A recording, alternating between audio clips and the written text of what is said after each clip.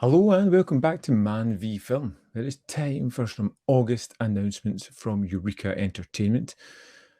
And we have a pretty fantastic lineup here. So let's just dive into these and have a look at the extras and what they offer. So first up, we've got number 267 in the Masters of Cinema range, release date the 15th of August. We have got from 1955 from director King Vidor, starring Kirk Douglas, Man Without a Star.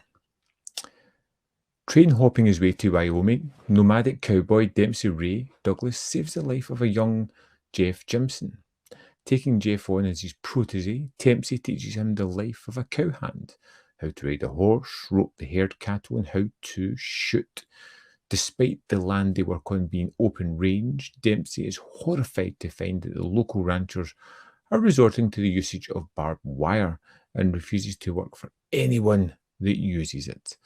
But when an unscrupulous ranch owner hires a brutal group of killers to push the other ranchers off the land, Dempsey is the only one who can help them fight back. So it's a 1080p presentation, uncompressed original mono audio, optional English subtitles for the deaf and hard of hearing, brand new audio commentary with writers Barry Forshaw and Kim Newman, brand new interview with film scholar Neil Sinyard, trailer, and a collector's booklet. Kirk Douglas, yes. Western, yup, and Masters of Cinema. Looks like I'm going to have to pick this one up. It looks interesting. I know it's got Richard Boone in it as well, which is always good.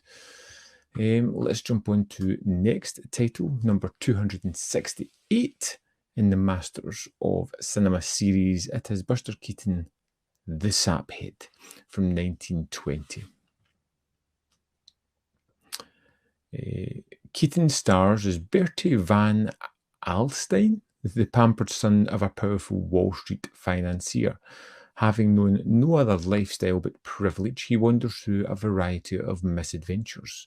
An attempt at courtship, a trip to an illegal gambling den, and a tunnel onto the floor of the stock exchange. Oblivious to obstacles that stand before him. Though Keaton was not the primary creative force behind the Saphead, he was on his short films that became hugely important in shaping his on-screen persona. So the special features, we have a limited slipcase, 1080p presentation, restoration undertaken by the Cohen Film Collection, score by Andrew Earl Simpson, brand new audio commentary with film historian and writer David Callett, brand new video essay by David Cairns, complete alternate version of the Saphead, comprised entirely of variant takes and camera angles. That's an interesting addition. I like that. A pair of Sapheads, featurette comparing the two versions of the film. The Scribe from 1966, 29 minutes. In his last film role produced to promote construction site safety, Keaton plays a janitor who, in an attempt to educate workers on safe practices, causes more accidents than he prevents. Previously unheard audio commentary on The Scribe by director John Serbert, recorded before his death in 2015. Buster Keaton, a conversation with Kevin Brownlow, a 2-hour audio interview with Keaton and film historian Kevin Brownlow from 1964. 1958 Buster Keaton interview, 90 minutes. Buster Keaton radio interview, runtime currently unconfirmed. A rarely heard interview with Keaton and a collector's booklet featuring new essays. Again, Masters of Cinema, Buster Keaton. I'm super excited about this one. I wish it was another set of 3 movies. This seems like such a strange one to be a standalone movie, but it does have a wealth of extras that make it interesting. And last but not least, we have Angela Mao, Hapkido and Lady Whirlwind. From 1972, this double pack, which let's just have a look at the pack there. So it's 1 case, 2 discs.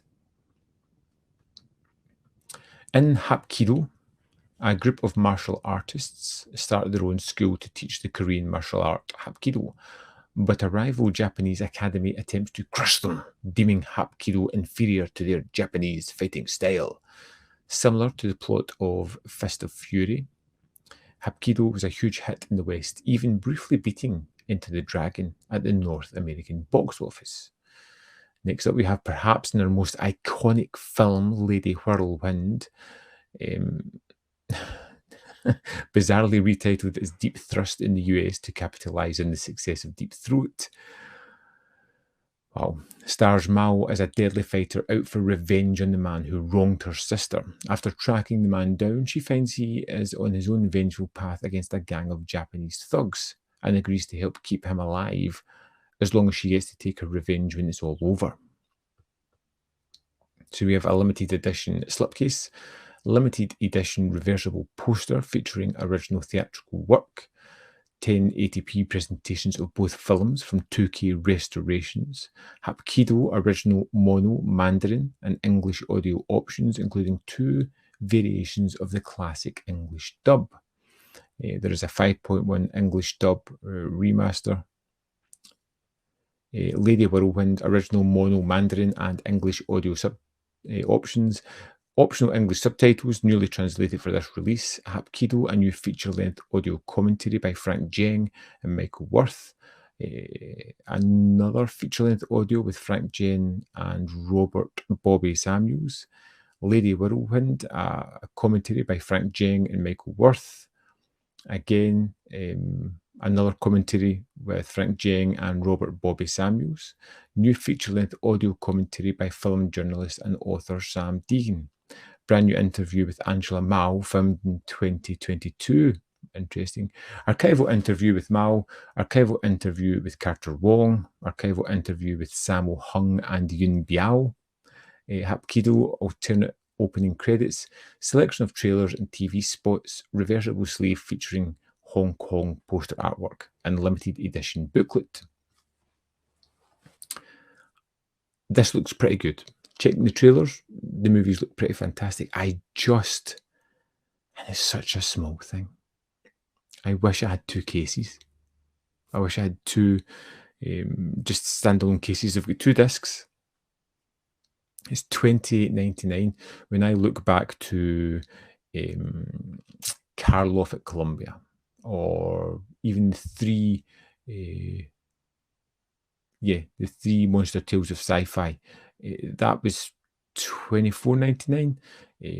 Karloff was about $28.99, but we're talking like 5 or 6 movies there. A little bit pricey. I wish it was 2 cases. I'm still very interested. It's a good month. 2 Masters of Cinema titles, always a good month, and a kind of double pack featuring a new martial artist which I don't really know. So I'm definitely interested in that. I will probably order all 3 if my finances are better at that point. If not, I'm sure I can hold off a little bit and wait for some of them. I'd probably prioritise the Buster Keaton title. If I could only get one, that would be the one that I would go for. Let me know what you're picking up. Let me know what you think of this announcement. You can drop a comment in the comment box. We'll have a little chit chat about it. Of course, there's more content up here if you want to see more of my stuff. And if you want to hit that like button, it really helps these videos, apparently. And I could use all the help that I can get. Within the description box, there is links to the membership and the Patreon programs where you can join and help support this channel. Thanks for watching, and I'll see you next time on ManVFilm.